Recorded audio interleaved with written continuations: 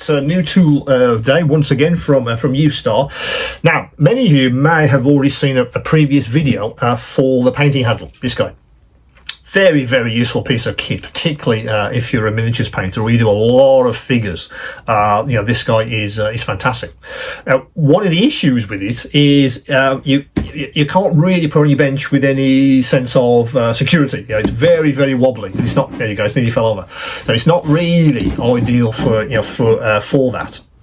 But some of you may want to not put it down like that, or you can damage the part you're working on. Ideally, you want something that allows it to stand up without any issues. That's what I want to show you today. So let's put that there a sec, because we're going to need that. So what it is what I call a dedicated base. So in effect, what they've decided to do is, okay, let's give the painting handle a base which you can put on your bench. So let's have a look at that today. So very, very simple piece of kit to show you. Let me get it out of the box. Let's put that back in. And so we'll seem like that. So let's leave that there. If indeed it will stand up. Probably not forever. It's bound to fall over, isn't it? Okay, so that's the base. Yep. Very nice piece of machine. Again, I think it's some kind of metal alloy, again, which Ustar and others of their ilk are used for many of their tools. It's weighty enough. It does the job. But the whole idea, of course, this is the base for the handle.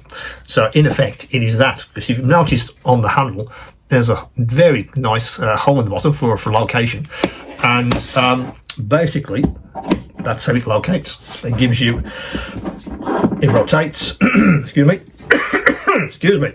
So it rotates, but it gives you that confidence. So I have this on my bench somewhere, and just pull it in when I actually sort of need it, and then drop it on. Mostly because I have this in my hands, usually with a figure in it, and I'm doing some kind of painting. You know what it's like. You need to do something. You haven't got a third hand.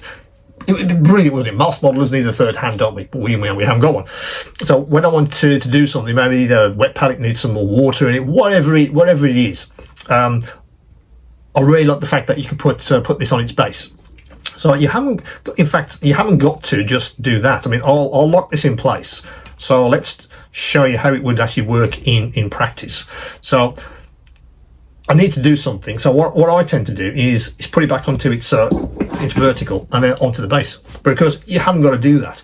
If you wanted to put it on at an angle, it will stay there. As you can see, it does stay there. It's still pretty robust, and it's the thought about that. This is wide enough. So what is it? Center of gravity, isn't it? Something like that. You can keep on going, but the actual thing itself will stay in place. So if you've got the ideal angle for the painting, which is just for you, again, great ergonomics. You can do that off the base, back into the hand, do whatever you need to do, and then back on its base.